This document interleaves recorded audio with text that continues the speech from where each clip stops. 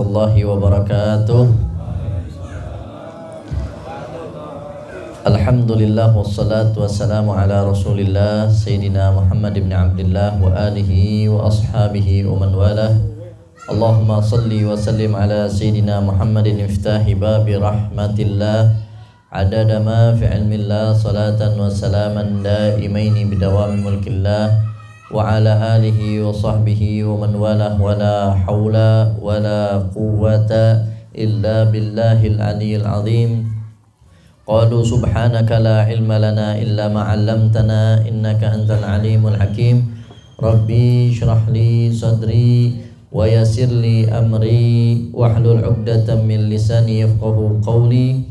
Rabbi zidna ilman warzuqna fahman wa atina hikmatan birahmatika ya arhamar rahimin. Taqabbalallahu minna minkum fataqabbal ya karim. Amma ba'd. Al-mukarram wal muhtaram yang sama kita muliakan dan kita hormati seluruh segenap para asatidzah, para tokoh masyarakat, wabil khusus Bapak LT Sigit yang alhamdulillah ada bersama kita, juga hadir bersama kita Ketua Gang Flamingo 7 Bapak siapa? Pak Yuslam. Ya. Pak Yuslam serta seluruh segenap hadirin jamaah rahimakumullah. Alhamdulillah malam hari ini Allah Subhanahu wa taala kembali kumpulkan kita di majelis yang mulia ini, pengajian rutin yang kita adakan setiap bulannya.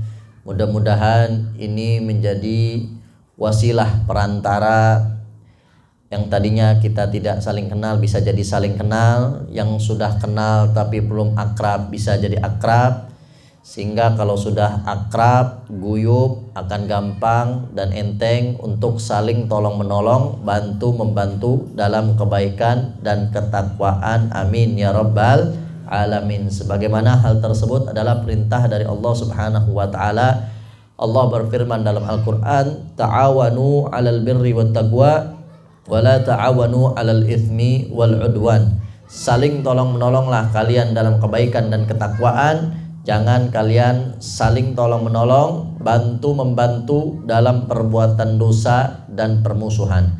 Karenanya sekali lagi mudah-mudahan kumpulnya kita di sini menjadi wasilah perantara mempererat ukhuwah Islamiyah di antara kita, sehingga kita bisa saling tolong-menolong, bantu membantu dalam kebaikan dan ketakwaan. Amin ya rabbal alamin. Dan alhamdulillah malam hari ini kita kumpul bertepatan di bulan yang mulia, bulan yang agung, yaitu bulan Dzulqa'dah, salah satu Ashhurul Hurum, salah satu bulan-bulan haram. Disebut bulan-bulan haram karena di dalamnya kita diharamkan untuk melakukan perbuatan keji, perbuatan yang tidak baik. Bahkan sebelum diutusnya Nabi SAW, orang-orang jahiliyah sudah mengharamkan diri mereka untuk menumpahkan darah, berperang di bulan-bulan mulia ini. Sebagaimana Allah Subhanahu wa taala berfirman di dalam Al-Qur'an, "Inna iddatasy syuhur indallah 12 syahran fi kitabillah yaum khalaqas samawati wal ard minha arba'atu hurum dzalika dinul qayyim fala tadlimu fihinna anfusakum." Allah Subhanahu wa taala berfirman di dalam Al-Qur'an, sesungguhnya jumlah bilangan bulan dalam satu tahun itu ada 12 bulan. Mulai dari Muharram sampai bulan Dzulhijjah. Muharram, Safar, Rabiul Awal, Rabiul Tsani, Jumadil Ula, Jumadil Akhir, Rajab, Sya'ban, Ramadan, Syawal, Dzulqa'dah, Dzulhijjah. 12 bulan yang insya Allah udah hafal semua ya. Di luar kepala, bukan di dalam kepala ya. 12 biji doang, bertahun-tahun kita jadi orang Islam masa gak hafal ya. Nah, dari 12 bulan tersebut kata Allah Subhanahu wa taala, minha arba'atu hurum.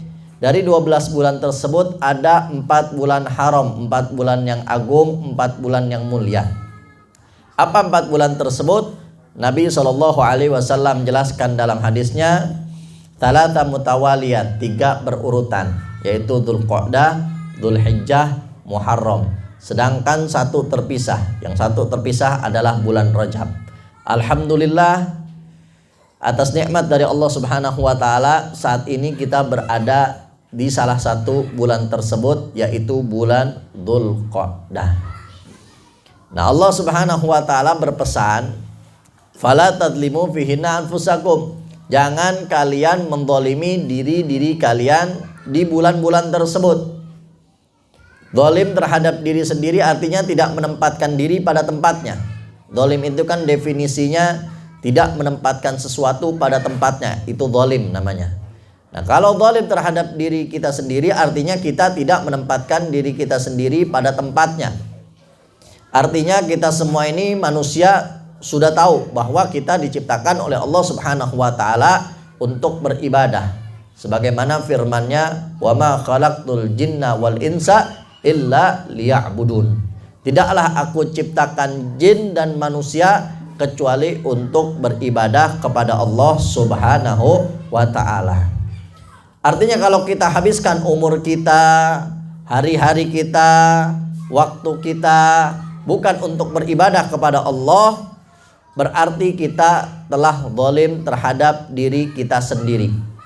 Ibadah bukan cuma sholat doang, bukan cuma puasa doang, bukan cuma zakat doang, bukan cuma zikir doang, bukan itu doang.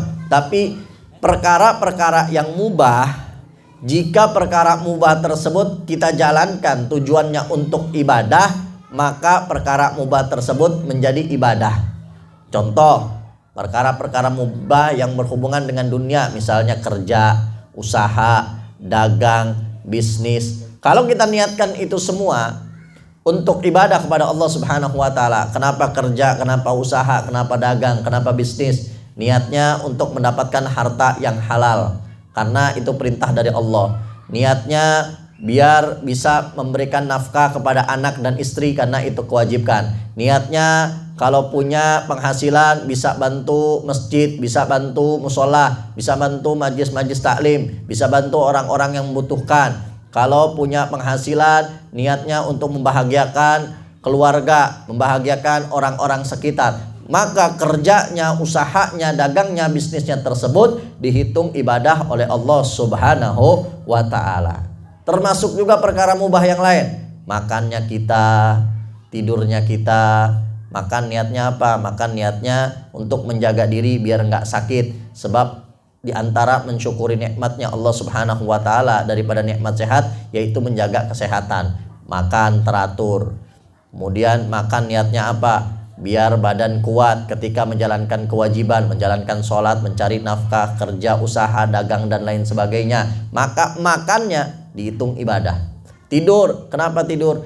Untuk menjaga diri biar sehat. Karena di antara mensyukuri nikmat sehat adalah menjaga kesehatan tersebut. Kenapa tidur? Niat biar sholat subuhnya nggak kesiangan. Kenapa tidur? Biar ketika mencari nafkah, kerja nggak ngantuk. Kenapa tidur? Niatnya untuk ibadah. Maka tidurnya pun dihitung ibadah kepada Allah Subhanahu wa ta'ala. Perkara-perkara mubah, artinya mubah itu dijalankan nggak dapat pahala, ditinggalkan juga nggak dapat dosa, nggak apa-apa. Itu mubah. Tapi kalau perkara-perkara mubah ini kita niatkan untuk Allah Subhanahu wa ta'ala, maka perkara mubah tersebut menjadi ibadah di sisi Allah Subhanahu wa ta'ala. Dan untuk itulah kita diciptakan, yaitu untuk ibadah dalam bentuk apapun.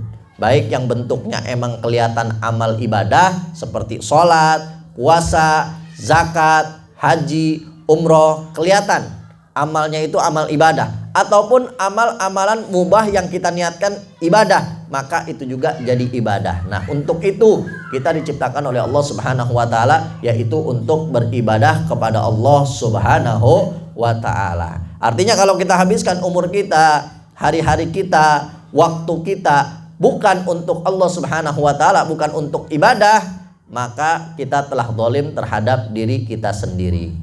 Nah, di ayat tadi Allah ingatkan kita, jangan kalian mendolimi diri kalian sendiri, minimal di 4 bulan ini. Sebab kalau kita melakukan perbuatan dosa, kemaksiatan, kemunkaran di waktu-waktu yang dimuliakan oleh Allah, bakal dilipat gandakan dosanya. Begitu juga sebaliknya. amal-amal ibadah yang kita lakukan di waktu-waktu yang dimuliakan oleh Allah Subhanahu wa taala, maka pahalanya pun bakal dilipat gandakan oleh Allah Subhanahu wa taala. Makanya Imam Ghazali di dalam kitab Ihya Ulumuddin beliau mengatakan, "Idza ahabballah 'abdan ista'malahu fil awqatil fadilah bi fawaidil a'mal."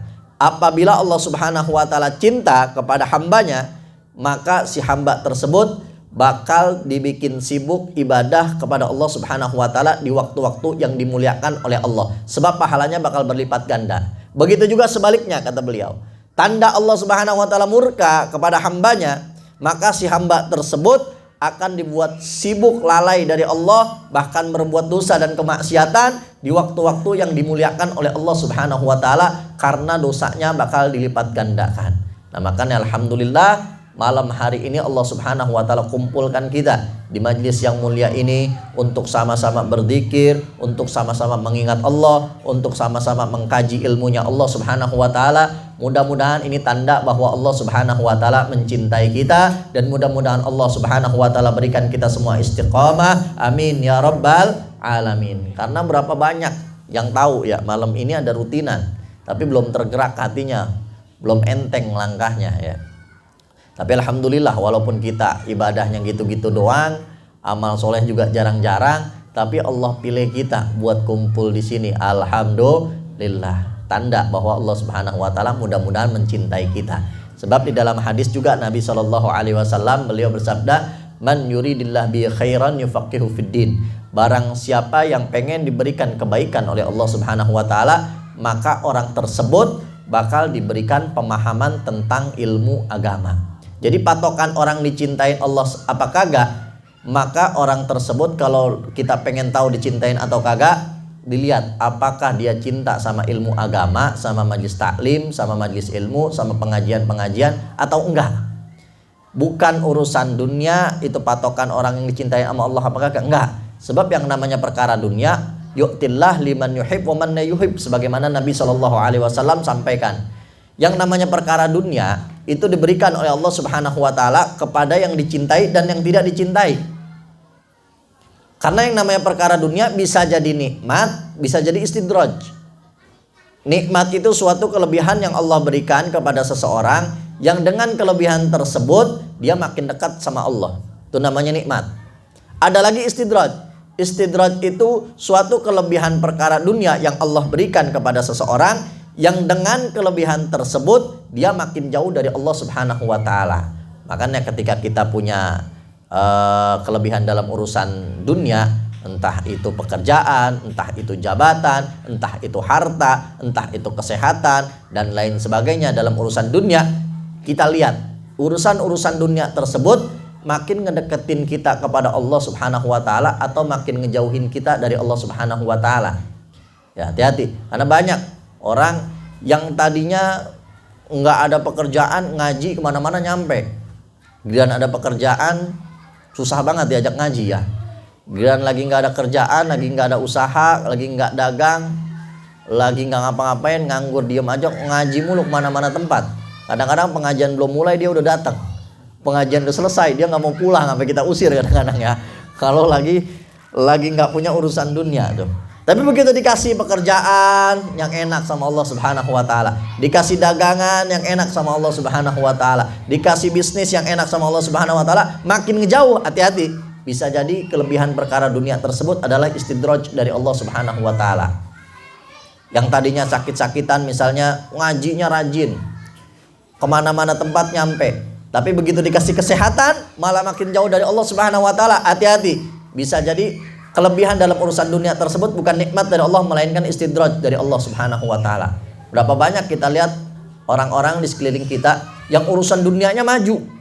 Ya, usahanya maju, pekerjaannya enak, dagangannya lancar, bisnisnya juga maju, kesehatannya luar biasa. Padahal semuanya itu menjauhkan dia dari Allah Subhanahu wa taala. Terus dia ngerasa, ngapain ente ibadah mulu, amal soleh mulu. Lihat nih gua, agak pernah ibadah, agak pernah amal soleh, enak-enak aja hidup. Kayaknya lu yang ngaji susah banget hidupnya. Ada kadang-kadang yang begitu ya. Kadang-kadang kita dalam hati suka ngerentak juga tuh. Kita perasaan ngaji mulu, hadir mulu ke majlis taklim, hadir mulu ke majlis ilmu, ya.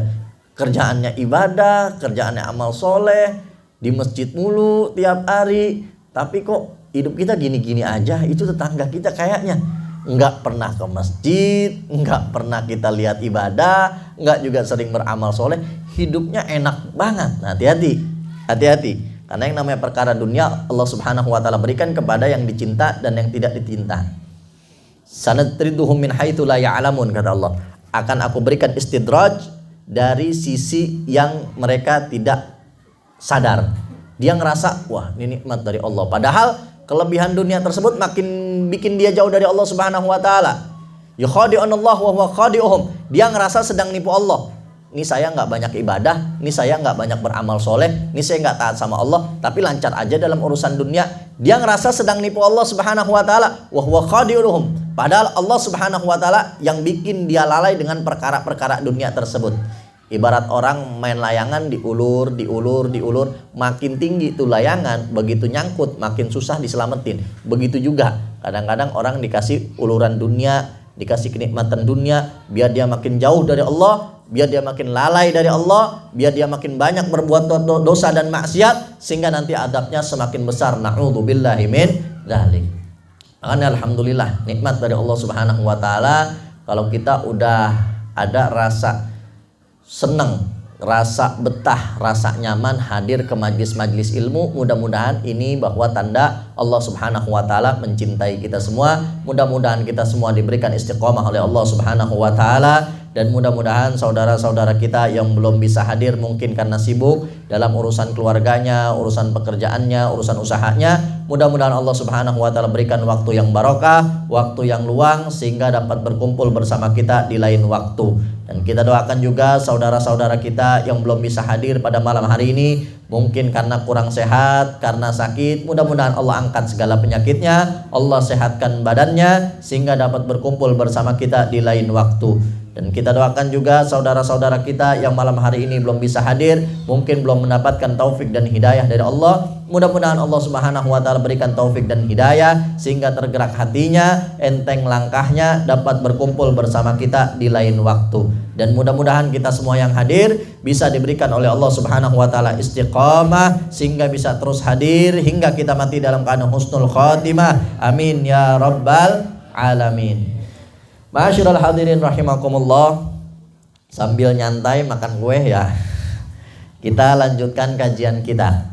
Kajian kitab Ar-Risalah Al-Jami'ah, kitab yang membahas tentang hal-hal yang berkaitan dengan hukum fikih, hukum yang membahas tentang ibadah sehari-hari kita ya, sebagaimana yang diminta oleh sahabat-sahabat di majlis ini untuk membahas fikih, maka kita pilih kitab Ar-Risalah Al-Jami'ah karya Al-Imam Ahmad bin Zain Al-Habsyi rahimahullah rahmatal abrar. Sebelum kita mulai, mari sama-sama kita bacakan surat Al-Fatihah terlebih dahulu untuk penyusun kitab Ar-Risalah Al-Jami'ah Al-Imam Ahmad bin Zain Al-Habsyi, juga para guru-guru kita dan orang tua kita yang telah mendahului kita. Ala anna Allah yu'li darajatihim fil jannah wa yanfa'una bi asrarihim anwarihim ulumihim wa nafahatihim barakatihim fid dini wad dunya wal akhirah. Al-Fatihah. A'udzu billahi minasyaitonir rajim. Bismillahirrahmanirrahim. Alhamdulillahi rabbil alamin arrahmanir rahim maliki yaumiddin. Iyyaka na'budu wa iyyaka nasta'in ihdinas siratal mustaqim صراط الذين أنعمت عليهم غير المغضوب عليهم ولا الضالين آمين. Mari sama-sama kita mulai dengan pembacaan niat belajar dan mengajar, niat ta'lim wa ta'allum, yang dimulai dari Al-Faqih dan para hadirin mengikutinya dengan tertib. Bismillahirrahmanirrahim. Nawaitu ta'alluma wat-ta'lima wal-ifadata wal-istifadata wal-hatha ala at-tamassuki bi kitabillahi wa sunnati Rasulillahi sallallahu alaihi wasallam wad-du'a ilal huda wad-dilalah 'alal khair ibtigha'at mardatillahi wa ridwanihi wa qurbihi wa thawabih. Bismillahirrahmanirrahim. Rabbil alamin. Allahumma shalli ala sayyidina Muhammadin salatan tukhrijuni min dhulumatil wahmi wa tukrimuni min al-fahmi wa tudhib lima ashkala hatta yafhama annaka ta'lamu wa la a'lamu innaka anta alimul ghuyub. Allahumma shalli wa sallim ala sayyidina Muhammadin wa alihi an-nur al-mudhhib bin-nisyan binuri fi kulli lamhatin wa nafasin adada ma wasima Allah qala al-mu'allif rahimahullah ta'ala wa nafa'ana bihi wa bi 'ulumihi fid darin amin.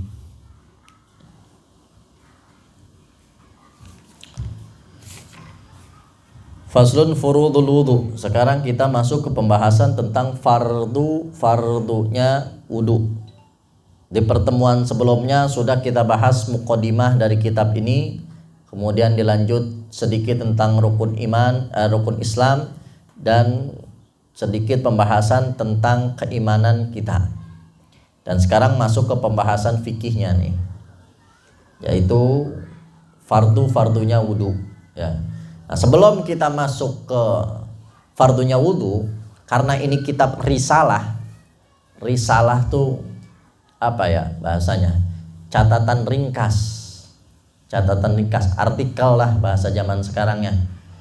Nah, ini kitab namanya Risalah Al-Jami'ah, catatan ringkas atau artikel ringkas yang komplit pembahasannya. Nah, makanya di sini langsung ngebahas, ketika membahas fikihnya langsung ke wudu. Kalau kita belajar kitab-kitab fikih yang lain, sebelum pembahasan wudu itu kita diajarin tentang toharoh, bersuci, tentang air yang mana yang bisa kita pakai buat bersuci, baru masuk ke setelah itu ke hal-hal yang berkaitan dengan wudu.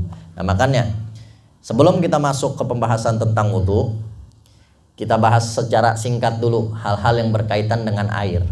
Karena setiap hari kita ketemu dengan air, ya, bangun tidur kita kamar mandi, buang air kecil, buang air besar, istinjanya, ceboknya pakai air, ya. Nyuci baju pakai air, ngebersihin najis pakai air, mandi, mau mandi sunnah ataupun mandi wajib, mandi janabah pakai air. Nah, airnya ini perlu kita tahu, ya. Jadi air dari segi macam-macamnya itu ada 7 macam. Air dari segi macam-macamnya itu ada 7 macam. Yang pertama air hujan, kedua air laut, ketiga air sungai, keempat air sumur, kelima air mata air, keenam air salju, ketujuh air embun. Nah, 7 jenis atau 7 macam air yang kita bisa pakai buat bersuci. Selebih dari 7 ini nggak bisa kita pakai buat bersuci. Beb, air kelapa gimana Beb kita kumpulin buat suci? Sultan kali ya air kelapa buat bersuci ya. Maka nggak boleh karena nggak termasuk dari 7 air tadi. Bib, kalau misalkan air mata kita Bib, kita nangis kita kumpulin Bib buat bersuci, boleh apa enggak? Termasuk 7 tadi? Bukan, berarti nggak boleh buat bersuci. Nah, dari macamnya, dari jenisnya, air itu ada 7 yang bisa dipakai buat bersuci. Nah, dari jenis jumlahnya, air itu terbagi menjadi 2. Ada air yang banyak, ada air yang sedikit. Jadi dari 7 tadi itu air, itu ada air yang banyak, ada air yang sedikit dari jumlahnya. Air yang banyak batasannya itu berapa? Atau yang disebut dengan air 2 kulah. Itu air banyak. Air 2 kulah. Air 2 kulah itu berapa? Air 2 kulah itu 220 liter. Kalau di kitab Taqrirat As-Sadidah, 220 liter. Air yang sedikit segimana? Atau air yang kurang dari 2 kulah, berarti kurang dari 220 liter. Jadi kita harus bisa ngebedain nih. Air di kamar mandi ini kita lihat 2 kulah apa enggak nih? 220 liter apa kagak? Oh, ternyata buaknya gede, 220 liter lebih. Nah, berarti ini air 2 kulah, air banyak. Kalau kita lihat masuk kamar mandi ternyata baknya kecil, nggak nyampe 220 liter, ya, berarti kurang dari 2 kulah. Nah, itu air yang banyak, yang lebih dari 2 kulah, lebih dari 220 liter, apabila kejatuhan najis, apapun najisnya, misalkan kotoran, mohon maaf air kencing misalnya atau darah ya, maka tidak langsung jadi najis kecuali berubah 3 sifatnya, baunya, warnanya, dan rasanya. Kalau berubah salah satunya dari 3 tadi, air yang banyak tadi jadi najis. Kalau air yang sedikit kejatuhan najis, otomatis langsung jadi najis tanpa kita timbang-timbang lagi, berubah warnanya, baunya atau rasanya apakah nggak usah pakai ditimbang. Kejatuhan najis langsung najis kalau air yang sedikit. Nah, itu. Kemudian pembagian yang ketiga dari air dari sifatnya itu terbagi menjadi 3. Terbagi menjadi 3 dari 7 air tadi, 2 jumlah air tadi itu terbagi menjadi 3 sifatnya. Yang pertama, suci mensucikan. Suci, airnya suci, bisa mensucikan, bisa dipakai buat bersuci. Entah itu wudhu, entah itu mandi, entah itu menghilangkan najis ya, bisa dipakai buat bersuci. Suci mensucikan. Yang kedua, suci tapi tidak bisa mensucikan. Enggak bisa buat bersuci, nggak bisa dipakai buat wudhu, nggak bisa dipakai buat mandi, nggak bisa dipakai buat menghilangkan najis, nggak sah. Yang ketiga, sifat yang ketiga, air najis. Kalau air najis, udah airnya najis, apalagi bersuci, nggak bisa dipakai buat bersuci. Nah itu 3 sifat air. 1 suci mensucikan, yang kedua suci tidak mensucikan, yang ketiga air najis ya. 1 suci mensucikan. Air suci yang mensucikan itu seperti apa? Air yang belum bercampur dengan apa-apa. Ya, air yang belum bercampur dengan apa-apa. Air yang belum bercampur dengan apa-apa. Dari 7 jenis air tadi tuh belum bercampur apa-apa. Kalau taruh di gelas nih, jadi begini ya. Nggak punya nama dia. Ya, nggak punya nama. Air putih doang ditaruh di gelas jadi air gelas, ditaruh di botol jadi air botol, ditaruh di sungai jadi air sungai, ditaruh di kolam jadi air kolam. Beda sama teh. Kalau teh ditaruh di gelas air teh, ditaruh di botol teh botol. Bukan iklan ini ya, teh botol. Ditaruh di sungai misalkan sungai teh namanya, ditaruh di kolam 1 kolam teh. Nah, punya nama. Kalau ini nggak punya nama. Nah itu belum bercampur dengan apa-apa, walaupun jumlahnya cuma sedikit, bisa suci mensucikan. Itu belum bercampur dengan apa-apa, itu bisa suci mensucikan. Yang kedua, suci tapi tidak mensucikan, yaitu air yang tercampur dengan sesuatu yang suci. Air nih, air suci mensucikan, kecampur sama sesuatu yang suci. Teh suci apa enggak? Suci. Jadi air teh ya. Dia suci tapi tidak bisa untuk mensucikan. Nggak boleh pakai wudhu, nggak boleh pakai mandi, nggak boleh buat ngilangin najis, nggak sah. Nah, karena udah bercampur dengan sesuatu yang bukan najis, atau kecampur dengan kopi, campur dengan kopi misalnya. Bukan nyindir ini mah ya. Campur dengan kopi misalnya, campur dengan kopi ya. Kopi itu kan suci ya, kopi itu suci. Nah, dia walaupun suci tapi tidak bisa untuk mensucikan. Nah itu yang kedua. Atau air yang suci tidak mensucikan, yaitu air mustakmal. Ada jenis yang kedua, air mustakmal. Air mustakmal itu air yang habis dipakai buat ibadah, habis dipakai wudhu, habis dipakai mandi, ya, habis dipakai buat ngilangin najis. Nah itu namanya air mustakmal. Kita wudhu, nah yang netes dari anggota tubuh wudhu kita itu namanya air mustakmal. Nah air mustakmal ini, ya, air mustakmal ini suci tapi tidak bisa untuk mensucikan. Nah, begitu. Nah, yang ketiga, air najis.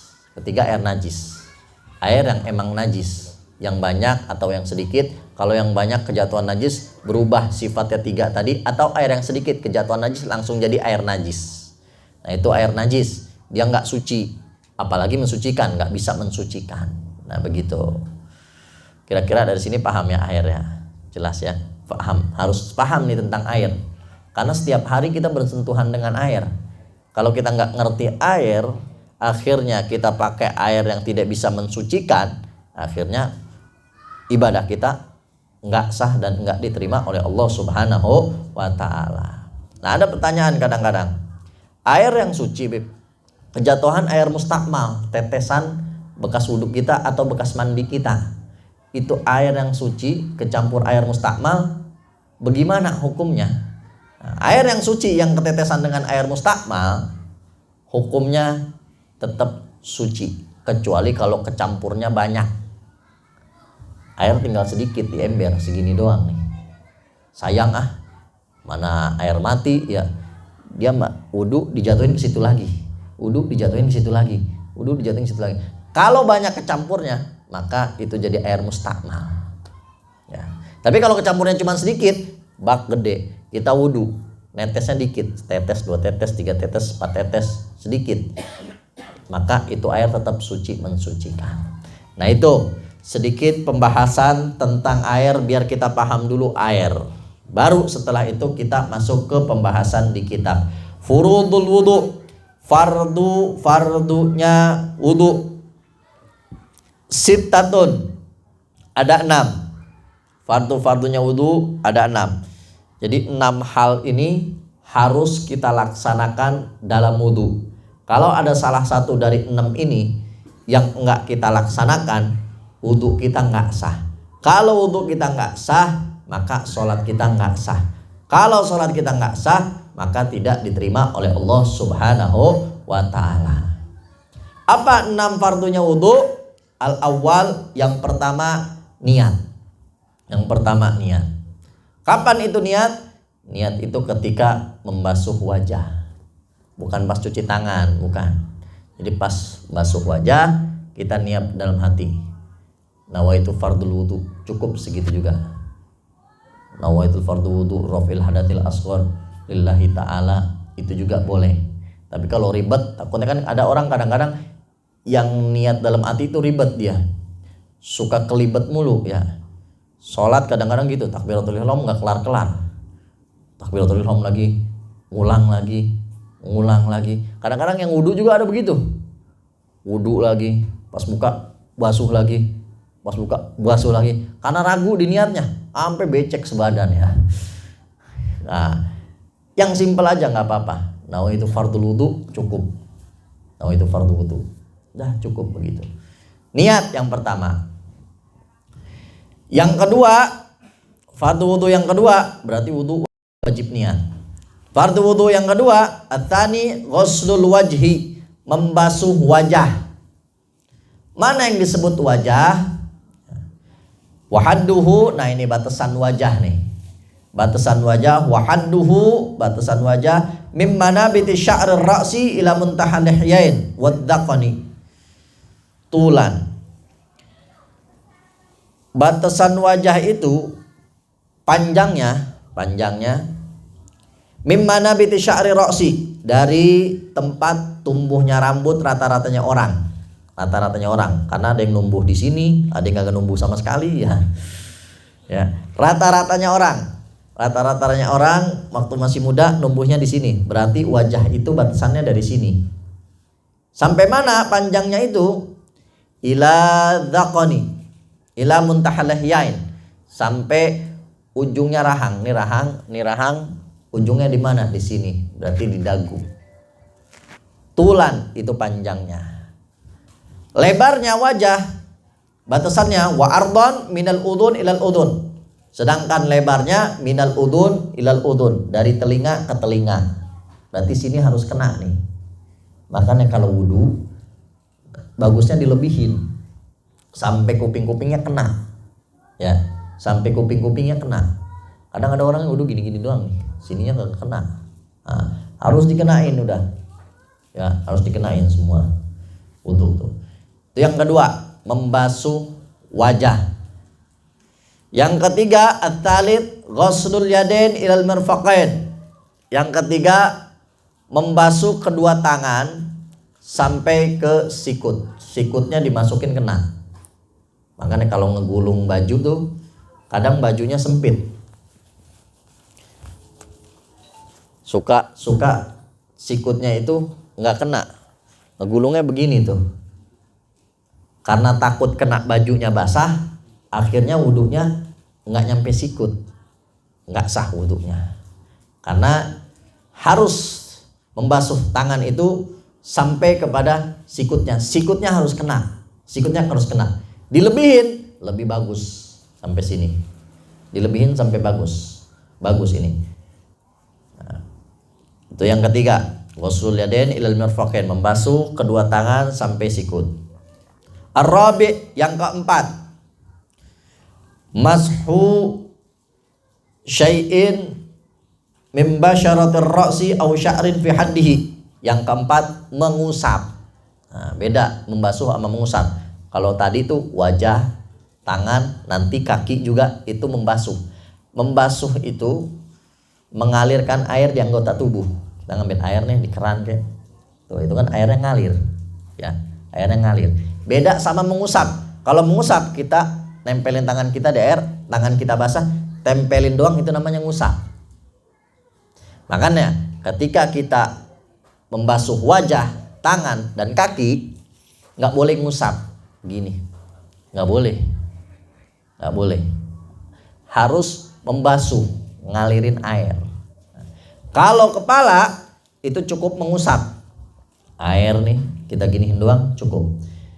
Mashu syai'in min basyaratir ra'si, mengusap sebagian dari kulit kepala. Au sya'rin, atau rambut kepala. Fi haddihi, di batasan rambut, tumbuhnya rambut.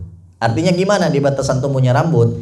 Kalau orang yang gondrong ya, rambutnya itu kadang keluar dari batasan tumbuhnya rambut. Ini kalau dibotakan kita kelihatan. Ini batasan tumbuhnya rambut tuh. Sini tuh. Ya. Ini batasan tumbuhnya rambut. Kalau ada orang yang gondrong, kelewat dari batasan tumbuhnya rambut. Kalau sampai sini berarti di hidung. Nah, rambut yang di hidung ini, ya, kalau dibasuhnya di sini doang, itu tidak dihitung sedang membasuh atau mengusap kepala atau rambut. Makanya yang dihitung itu rambut yang ada di batasan kepala ini. Andai kata gondrong, yang di dalam sininya kenain. Makanya lebih aman di sini aja nih. Takutnya kalau yang rambutnya gondrong itu dia ngusap sini, ternyata yang keusap rambut yang udah kelebihan dari batasan tumbuhnya rambut. Ya, begitu. Jadi kalau gondrong, usahain dalamnya aja gini tuh. Gitu. Biar yang kena itu rambut bagian di batasan tumbuhnya rambut gitu. Nah, itu yang keempat. Yang kelima, ghuslu rijlain ma'al ka'bain, membasuh kaki sampai mata kaki. Mata kakinya juga dikenain ya. Kalau sampai betis lebih bagus. Karena basuhan wudhu kita yang kita lebihin itu bakal jadi cahaya nanti di yaumil qiyamah. Ghurrul muhajjalin, kata Nabi. Nanti kata Nabi, aku bisa ngebedain umatku itu karena umatku itu dalam wudhu suka melebihkannya. Nah, yang nanti lebih-lebihnya tuh, lebih dari kepala, dari muka tadi, ngelebihin ngebasuh tangan, ngelebihin ngebasuh kaki. Nah, yang lebihan-lebihan ininya nanti di akhirat itu jadi cahaya. Nah, dari situ tuh Nabi bisa nyiriin umatnya. Begitu Nabi nanti pengen ngasih syafaat, dilihat mana umatnya yang kelihatan, yang ada cahaya kelebihan dari wudhunya, ghurrul muhajjalin. Kalau kita yang pas-pasan enggak bercahaya, nanti di akhirat minta syafaat sama Nabi. Berapa banyak orang yang minta syafaat sama Nabi ya. Warga Flamingo aja ada berapa ribu ini ya. Ya, minta semua sama Nabi. Wahai Nabi, minta syafaatin kita. Belum lagi warga Waluya, belum lagi Cikarang Utara kalau dikumpulin, belum lagi Kabupaten Bekasi, belum lagi Jawa Barat, belum lagi Pulau Jawa, belum lagi Indonesia, belum lagi satu dunia. Itu zaman kita, belum lagi zaman-zaman sebelum kita, belum lagi zaman-zaman setelah kita. Ngumpul semua nanti di padang mahsyar. Kira-kira kita ada di mana? Minta syafaat sama Nabi kagak ada cirinya lagi. Nah, makanya lebihin biar keciri sama Nabi kita Muhammad sallallahu alaihi wasallam. As-sadis yang keenam, yang terakhir dari fardu-fardunya wudu, at-tartib ala hadhil kaifiyah, berurutan dengan cara ini. Maksudnya tadi tuh niat pas membasuh wajah, lanjut ke tangan, lanjut ke sebagian dari kepala, lanjut ke kaki. Nah itu fardunya wudu. Artinya wudu itu minimal itu yang kita basuh. Selebihnya dari itu sunnah. Kalau kita tinggalin sayang, tapi sunnah. Kalau sunnah ditinggalin nggak apa-apa, tetap sah wudunya. Tapi kalau fardu yang ditinggalin, maka wudunya nggak sah. Artinya kalau ada 6 hal ini ditinggalin dalam wudu, maka wudunya nggak sah. Kalau wudunya nggak sah, maka sholatnya juga nggak sah dan tidak diterima oleh Allah Subhanahu wa ta'ala. Na'udzubillahi min dzalik. Penting, wajib kita tahu tuh fardu-fardunya wudu, biar wudu kita sempurna, sehingga insya Allah sholat kita juga sempurna dan diterima oleh Allah Subhanahu wa ta'ala. Makanya penting kita ibadah itu didasari dengan ilmu. Al-Imam Ibn Ruslan dalam Safwatuz Zubat beliau mengatakan, wa kullu man bighairi ilmin ya'malu a'maluhu mardudatun la tuqbalu. Segala amal ibadah yang kita lakukan tanpa didasari dengan ilmunya, bisa jadi ibadah yang kita lakukan tersebut ditolak, tidak diterima sama Allah Subhanahu wa ta'ala. Kenapa? Karena takut ada rukun yang nggak dijalanin, ada fardu yang tidak dilaksanakan, atau ada hal-hal yang membatalkan malah kita lakukan, sehingga ibadah kita nggak sempurna dan tidak diterima oleh Allah Subhanahu wa ta'ala. Pentingnya kita tuh berilmu untuk beribadah. Ada orang kadang-kadang rajin ibadahnya, tapi nggak rajin nuntut ilmunya. Nah, bisa jadi ibadahnya nanti nggak sempurna dan nggak diterima sama Allah Subhanahu wa ta'ala, ya. Karena beda. Kalau ibadah itu ada fardu-fardunya, ada rukun-rukunnya, ada hal-hal yang membatalkannya. Beda kalau kita pengen maksiat, berbuat dosa, nggak ada tuh rukun-rukunnya. Rukun main judi nggak ada. Kalau rukunnya tidak terpenuhi, maka judinya nggak sah, nggak ada, ya. Rukun mabok harus memenuhi ini dan itu. Kalau rukunnya tidak terpenuhi, maka maboknya nggak sah, nggak ada. Kalau kita berbuat dosa, maksiat, nggak ada rukun-rukunnya, ya, bakal dapat dosa. Tapi kalau ibadah beda, ada tata caranya, ada rukunnya, ada fardunya yang wajib kita tahu, sehingga ibadah kita sempurna dan insya Allah diterima oleh Allah Subhanahu wa ta'ala. Nah itulah pembahasan wudu dari kitab Ar-Risalah Al-Jami'ah pada malam hari ini. Jam berapa sekarang? Udah ya jam. Salah jamnya itu kayaknya. Nah, udah cukup ya. Kita lanjut sambil ngopi-ngopi. Udah. Sambil ngopi, sambil tanya jawab, sambil nyantai ya. Jadi enak kalau ngaji sambil tanya jawab, ngobrol begini tuh kadang suka lebih ngena, suka lebih paham. Ya, kalau serius-serius banget, ngerti kagak, puyeng iya, yang ada tidur ya. Nah, itu tadi pembahasan kita yang berkaitan dengan wudu dari kitab Ar-Risalah Al-Jami'ah. Mudah-mudahan apa yang tadi disampaikan bisa difahami, bisa dimengerti untuk menyempurnakan ibadah kita, sehingga insya Allah ibadah kita diterima oleh Allah Subhanahu wa ta'ala. Amin ya rabbal alamin. Nah, fadhal, kalau ada yang mau nanya silahkan bertanya. Kalau nggak ada, langsung kita tutup ya. Sambil ngopi, sambil nyemil. Berarti udah paham semua ini, Masya Allah ya. Iya. Baik, assalamualaikum warahmatullahi wabarakatuh. Waalaikumsalam warahmatullahi wabarakatuh. Tes, kalau wudhu pakai air hangat boleh nggak? Ya. Karena kalau di kampung itu, karena kampung saya itu begitu dinginnya setelah lama tinggal di sini, lingkungan di sini, jadi kalau pulang kampung jam 12 siang kena air aja takut itu. Nah itu masalahnya. Jadi kadang-kadang mikir kalau wudhu pakai air hangat, boleh nggak sih? Gitu. Suka mikir seperti itu gitu. Wudhu pakai air hangat ya jadinya. Selama airnya itu memenuhi syarat tadi ya, dari 7 jenis macam-macam air tadi ya, kemudian airnya dia suci, mensucikan, maka boleh aja.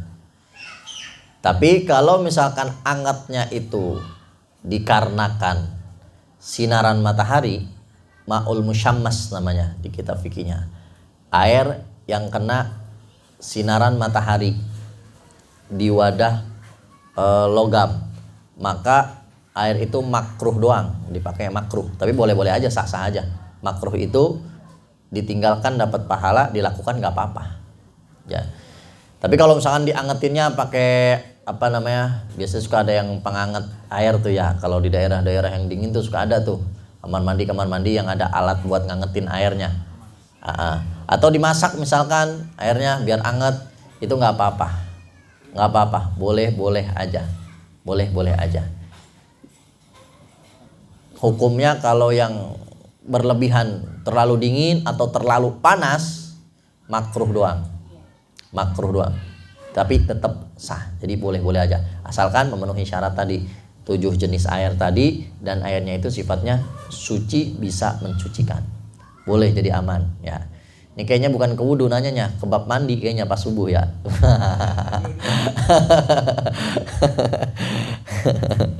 Ya begitu, jadi boleh aja ya. Jelas ya insyaallah ya. Alhamdulillah. Fadhal, ada lagi? Kalau yang ada lagi nanya sambil nyantai, jadi enak. Assalamualaikum warahmatullahi wabarakatuh. Waalaikumsalam warahmatullahi wabarakatuh. Sedikit mau tanya Ustaz. Saya sering lihat orang wudhu yang tidak sempurna.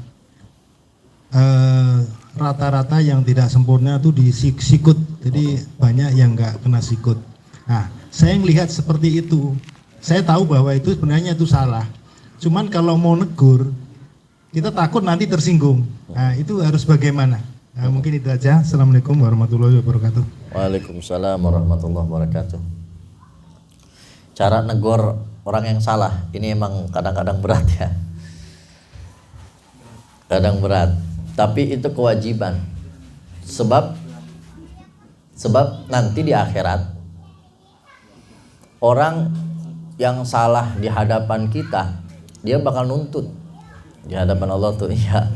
Di sini ditegur marah, di sono nuntut. Kita bingung kadang-kadang.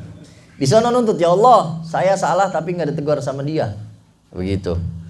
Nah, kewajiban kita misalkan ya, nasihat itu bukan cuma dengan lisan doang ya, kadang dengan perbuatan juga itu lebih ngena. Kadang-kadang kita di sampingnya kasih kode aja, begini sampai lebih sini gitu sikutnya.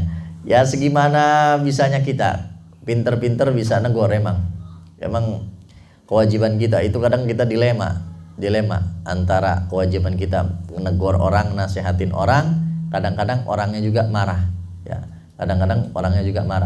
terima atau nggak terima, dia ngejalanin atau nggak ngejalanin, itu urusan dia sama Allah Subhanahu Wa Taala. Kewajiban kita tuh cuman ngasih nasihat, cuman negor. Dia mau nerima, dia mau ngamalin atau enggak, itu urusan dia sama Allah Subhanahu Wa Taala. Kewajiban kita sekedar kita nasihatin, sekedar kita negor, sekedar kita ngingetin. Setelahnya itu urusan Allah Subhanahu Wa Taala sama dia. Begitu. Jadi kalau misalnya, Pak maaf Pak, tadi kayaknya sikutnya nggak kena Pak, gitu. Emang berat ya kadang-kadang. Makanya jangan nengok kanan kiri dah, biar aman ya. biar lebih aman ya begitu. Apalagi orang zaman sekarang, kadang-kadang salahnya itu pakai dalil. Orang zaman sekarang, kita ajakin dia ibadah, kita ajakin dia amal soleh, kita sayang sama dia ya, tapi dia bilang, wah apaan ente ngaji kayaknya kurang jauh. Di Al-Quran ada la ikraha fiddin. Al-Quran nyebutin la ikraha fiddin, tidak ada paksaan dalam agama. Wah, salahnya aja bawa dalil orang zaman sekarang tuh. Kita ya yang ngajinya tidur mulu, iya juga ya kayaknya. Nah, makanya pinter-pinter kita negor, nasihatin. Nasihat bukan cuma dengan lisan doang, tapi dengan perbuatan itu lebih ngena kadang-kadang. Ya kita pengen nasihatin tetangga-tetangga kita, misalkan yang nggak sholat atau nggak sering berjamaah ya, kita nasihatinnya dengan perbuatan aja, kadang-kadang dia udah nggak enak sama kita ngelihatnya kayak nggak enak sama kita, yuk ke masjid gitu. Tapi kadang-kadang suka nggak enak ya. Dia mau ngamalin, dia mau ngejalanin atau enggak, itu urusan dia dengan Allah Subhanahu wa taala. Tapi kadang-kadang lisanul hal afsah min lisanil maqal, kata para ulama. Perbuatan itu kadang lebih mengena ketimbang ucapan. Ya. Kadang-kadang ucapan itu suka nggak diterima. Tapi kalau kita dengan nyontohin perbuatan kita, insya Allah diterima. Susah emang negor begitu ya. Tapi kewajiban ya, kewajiban. Ya husnuzon dah, kalau lebih aman husnuzon. Kali kayaknya udah kena, mungkin dia itu wudu sunnah, di rumah udah wudu, dia di sini pengen wudu lagi, begitu aja udah husnuzon aman ya. Husnuzon tuh aman. Kayaknya nih orang udah kali di rumah wudunya, cuman di sini sunnah aja, pengen nyegerin badan. Nah, begitu lebih aman ya. Kalau takut orangnya tersinggung. Tapi kalau enggak tersinggung, apalagi kewajiban kita, istri kita, anak kita, wah itu lebih wajib lagi ya. Makanya kehancuran keluarga atau kehancuran masyarakat itu kadang-kadang masyarakatnya atau keluarganya punya sifat begitu. Kalau kata orang Sunda mah purikan, ngambekan ya. Dibilangin ngambek, dibilangin purik, kadang-kadang gitu. Nah, istri kalau udah purikan, udah bakal hancur tuh istri. Anak kalau udah purikan bakal hancur itu anak. Sebab apa? Sebab begitu dia salah, kita pengen nasehatin, takut dia marah, kita diemin, dia salah terus, akhirnya hancur. Istri begitu, anak begitu, jamaah majlis juga kadang ada yang begitu. Kita bilang ini nggak boleh, itu nggak boleh. Ngaji di Habib nggak boleh mulu. Wah, agak ngaji lagi besok-besok tuh. Nah itu. Ya tetap kewajiban kita ya. Caranya masing-masing dah pinter-pinter ya. Wallahu alam bagaimana caranya tergantung masing-masing orangnya. Ya, fadhal kalau ada yang mau nanya lagi. Oke, Pak Ustaz. Iya. Bismillahirrahmanirrahim. Assalamualaikum warahmatullahi wabarakatuh. Waalaikumsalam warahmatullahi wabarakatuh. Begini Pak Ustadz ya, untuk mungkin ya kalau kita sering sholat di masjid ya, kita sering wudhu di rumah, yaitu di rumah. Jadi kita kadang-kadang di rumah udah wudhu dan kita yakin udah sesuai ini ya niatnya ya.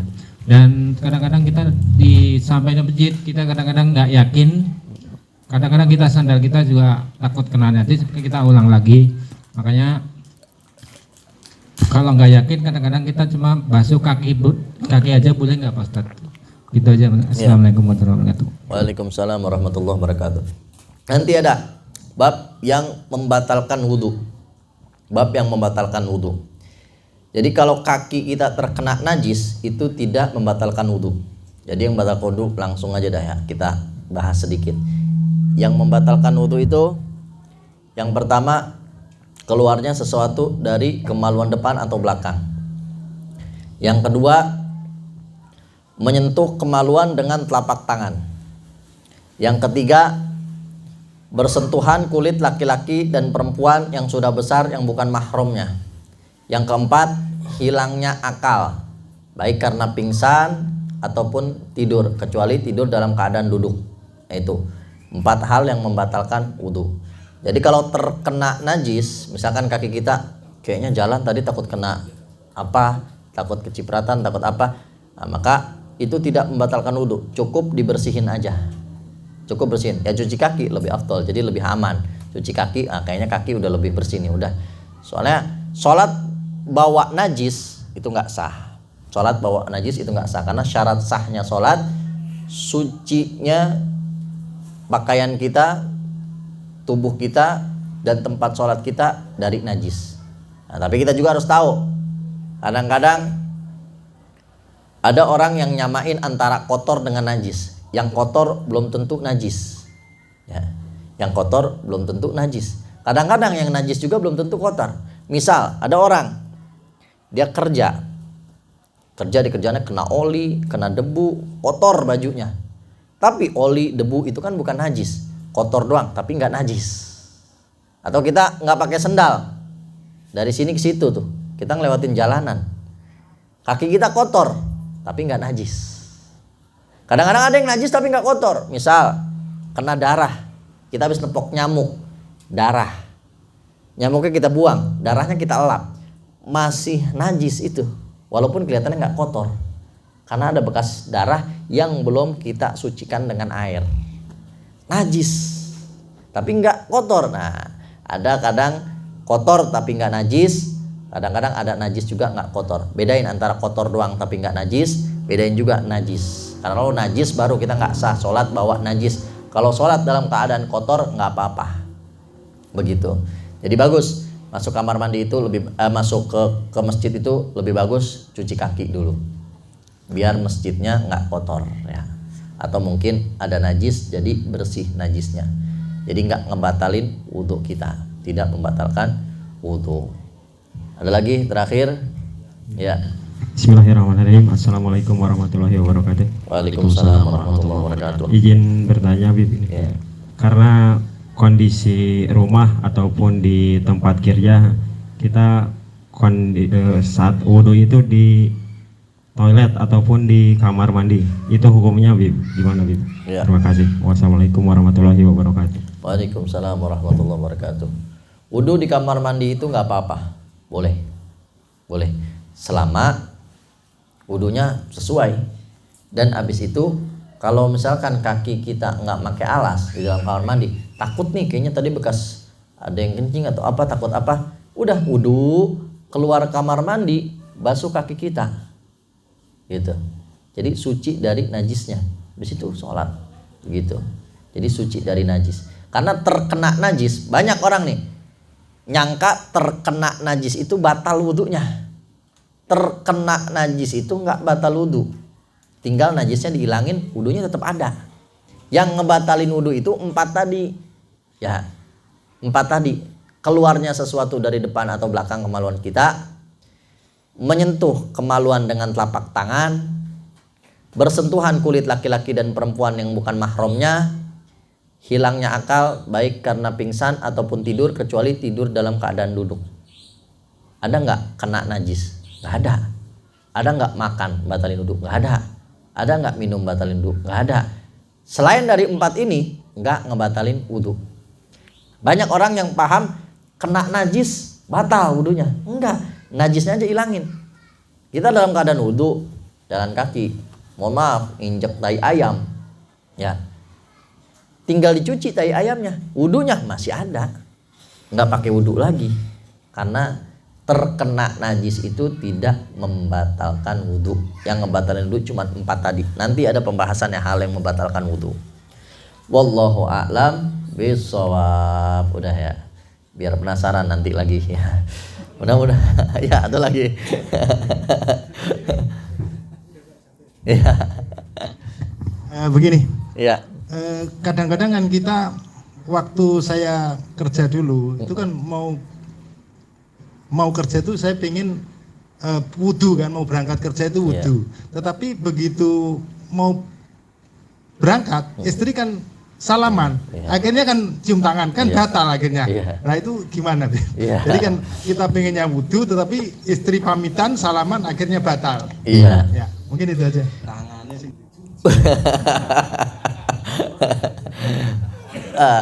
Bersentuhan kulit laki-laki perempuan yang bukan mahramnya membatalkan wudhu. Istri kita itu ya bukan mahram, berarti batal wudhunya. Batal wudhunya kita. Ya wudhu lagi. Ya wudhu lagi berarti ya. Wudhu lagi batal lagi, wudhu lagi batal lagi kadang-kadang ya. Nah begitu. Jadi kalau pengen cium tangan sebelum wudhu dah gitu ya. Tetap batal itu. Batal wudhunya. Kita bersentuhan dengan istri kita batal. Masih mending kalau kerja. Kadang-kadang aneh pengen khotib udah pakai sorban di pala ya, udah pakai gamis, pengen cium tangan, bingung kita. Cium tangan dibuka lagi sorban. Azan udah azan di masjid ya, bingung kita. Kalau kerja masih mending ya. Kita udah rapi pakai pakaian putih, pengen khotib, udah waktu mepet ya, udah pakai sorban rapi-rapi, istri minta cium tangan, kita kasih batal wudhu lagi. Lebih ribet lagi ya, tetap batal kita bersentuhan kulit dengan istri kita. Wallahu a'lam bishawab. Mudah-mudahan apa yang disampaikan bisa dipahami, bisa dimengerti, dan bisa kita jadikan pedoman dalam ibadah kita sehari-hari sehingga ibadah kita sempurna dan diterima oleh Allah Subhanahu wa taala. Amin ya rabbal alamin. Mudah-mudahan kumpulnya kita di sini menjadi sebab turunnya rahmat dan barokah dari Allah Subhanahu wa taala, menjadi sebab terkabulnya segala hajat-hajat kita, baik hajat yang berkaitan dengan urusan agama, dunia hingga akhirat kita. Mudah-mudahan yang tadinya malas ibadah pulang dari sini jadi rajin ibadahnya, yang masih suka berbuat dosa pulang dari sini tidak lagi suka berbuat dosa, yang punya hajat Allah kabulkan segala hajatnya, yang punya usaha Allah lancarkan usahanya, yang kerja Allah lancarkan pekerjaannya, yang rezekinya seret Allah lancarkan rezekinya, yang sakit Allah angkat segala penyakitnya, yang sehat Allah jaga kesehatannya, yang wafat Allah ampuni dosa dan kesalahannya. Dan mudah-mudahan sebagaimana kita kumpul pada malam hari ini, dikumpulkan lagi nanti di surganya Allah Subhanahu wa taala bersama Rasulullah sallallahu alaihi wasallam. Amin ya rabbal alamin. Ala hadhihi niyyah wa ala kulli niyatin salihah wa ala man aslafuna salihun wa ila hadratin nabi Muhammadin sallallahu alaihi wasallam. Al-Fatihah. A'udzu billahi minasyaitonir rajim. Bismillahirrahmanirrahim. Alhamdulillah rabbil alamin arrahmanir rahim maliki yaumiddin. Iyyaka na'budu wa iyyaka nasta'in ihdinas siratal mustaqim siratal ladzina an'amta 'alaihim ghairil maghdubi 'alaihim waladdallin. Amin ya rabbal alamin. Bismillahirrahmanirrahim. Rabbil alamin. Allahumma ij'al jam'ana hadza jam'an marhuma wa tafarraqna min ba'di tafarraqan ma'suma wa la taj'al fina wa la ma'ana syaqiyya wa la mahruma. Allahumma la tada' fi majlisina hadza dhanban illa ghafartahu wa la 'aiban illa satartahu wa la jahilan la 'alamtahu wa la maridan la syafaita wa hajatan la qadaita wa yasarta bi rahmatika ya arhamar rahimin. Ya maulana ya mujib ya hadir ya ghaib وصلنا إليك بالحبيب تقضي حاجتنا قريب وصلى الله على سيدنا محمد وعلى آله وصحبه وسلم والحمد لله رب العالمين. Nah itu saja dari Al-Faqir. Kurang lebihnya mohon maaf. Wabillahi taufiq wal hidayah. Wassalamualaikum warahmatullahi wabarakatuh.